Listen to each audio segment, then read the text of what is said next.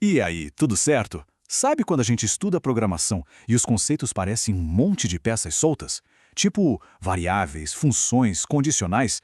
Como é que tudo isso se encaixa de verdade? Bom, hoje a gente vai conectar cada uma dessas peças, usando um projeto real para mostrar como elas, juntas, dão vida a uma aplicação. Bora lá? Pois é, essa é a grande dúvida de quem está começando, né? Como é que um monte de texto que parece tão abstrato vira algo que as pessoas podem clicar, usar, interagir? É uma ponte que muitas vezes parece bem difícil de atravessar. E para construir essa ponte, a gente vai usar um exemplo bem concreto, um quiz de inteligências múltiplas. A ideia é pensar em cada conceito de JavaScript que a gente vai ver aqui como se fosse um bloco de construção. Sozinhos, eles podem até não parecer grande coisa, mas juntos eles constroem estruturas incríveis. Tudo começa pela fundação, claro. Não tem como construir nada sem ela. Toda e qualquer aplicação precisa de um lugar para guardar informações. No nosso caso, as perguntas do quiz, as respostas, as pontuações. Então, bora ver as caixas de armazenamento que a gente usou para isso? A forma mais básica de guardar alguma coisa são as variáveis. A melhor analogia é pensar nelas como se fossem caixinhas, sabe? Cada uma projetada para guardar um único dado por vez. Pode ser um número, um nome, um valor de verdadeiro ou falso, simples e direto ao ponto. E olha só um exemplo prático, direto do código do quiz. Dentro da função que calcula a inteligência mais forte, tem essa linha, let maior pontuação igual a -1. Ela cria uma caixinha temporária. O objetivo dela é muito específico, guardar o maior valor que ela encontrar durante o cálculo. E o mais legal é que assim que a função termina o trabalho dela, essa caixa é descartada. Super eficiente. Mas e quando a gente precisa guardar vários itens de uma vez? Como todas as perguntas do quiz, por exemplo. Uma caixinha só não dá conta. É aí que entram os arrays. A melhor forma de imaginar um array é como uma estante com prateleiras numeradas, perfeita para guardar uma coleção de coisas em ordem. Para ter uma ideia, a espinha dorsal do nosso quiz é justamente um array chamado Quiz Data. Pensa que cada prateleira dessa estante guarda um pacotinho de informações sobre uma única pergunta. Isso mantém tudo organizado e prontinho para ser usado. Uma questão de cada vez. Ok, mas nem sempre uma simples lista ordenada resolve, né? Às vezes, a gente precisa de algo mais sofisticado. Algo como uma caixa de ferramentas, que agrupa diferentes informações que têm a ver uma com a outra. Para isso, a gente usa objetos. Cada ferramenta dentro do objeto tem seu próprio nome e seu valor. No nosso quiz, os objetos são super importantes e aparecem em dois momentos-chave. Primeiro, no objeto dados aluno, que junta nome, série e data num lugar só. E o segundo, talvez o mais importante, é o objeto pontuações IM, que faz a ligação entre o nome de cada inteligência e a sua pontuação. E aqui, vale a pena parar e pensar um pouco numa decisão de arquitetura de software. Por que agrupar todas as pontuações num único objeto em vez de, criar 8 variáveis separadas, uma para cada inteligência?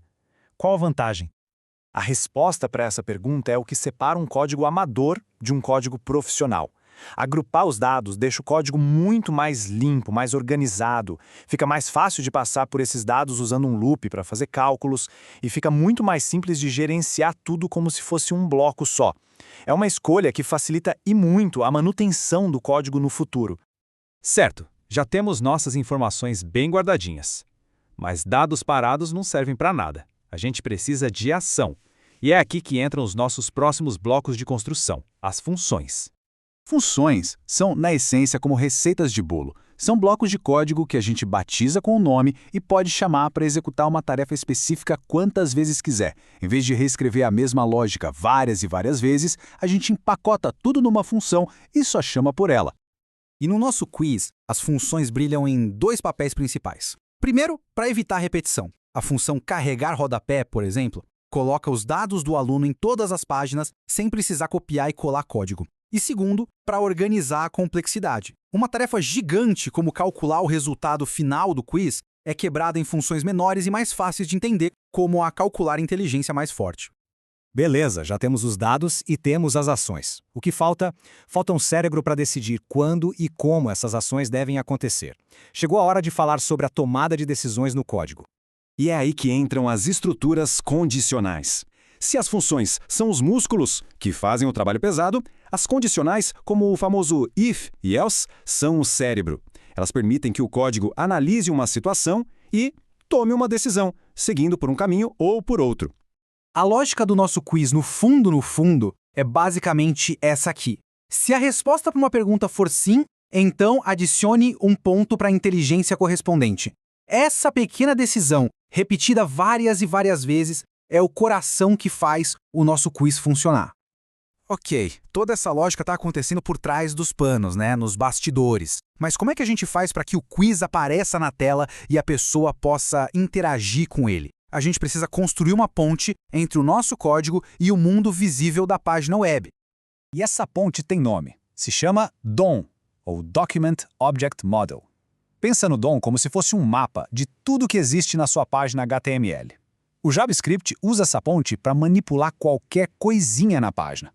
Criar um botão do nada, mudar um texto, mostrar um resultado, tudo em tempo real.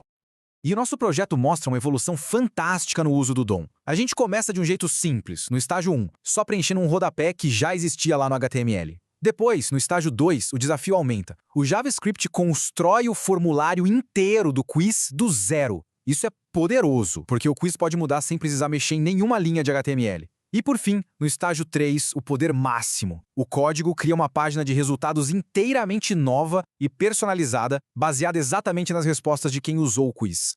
Agora sim, bora dar um passo para trás e olhar a obra completa. A gente viu os blocos de construção separados, mas a verdadeira mágica acontece quando eles se juntam para formar uma arquitetura coesa, que funciona. E aqui, o quebra-cabeça se monta. Cada conceito que a gente viu tem o seu lugar. As variáveis são a memória de curto prazo. Os arrays de objetos são o sistema de arquivamento, que organiza tudo. As funções são os trabalhadores, que executam as tarefas. As condicionais são os gerentes, que tomam as decisões. E, finalmente, o DOM é o arquiteto, que desenha e constrói tudo que a gente vê na tela, cada peça com seu papel, e juntas elas formam a aplicação. E é aí que a mágica acontece, sabe? Variáveis, funções, objetos, eles deixam de ser ideias abstratas de um livro, agora são ferramentas de verdade dentro de uma caixa de ferramentas prontas para serem usadas para construir qualquer coisa que a imaginação mandar. Ao entender como esses blocos se conectam, a gente para de só seguir tutorial e passa a ter a capacidade de criar. A pergunta que fica é, agora que essa arquitetura ficou mais clara, qual vai ser o primeiro edifício a sair do papel?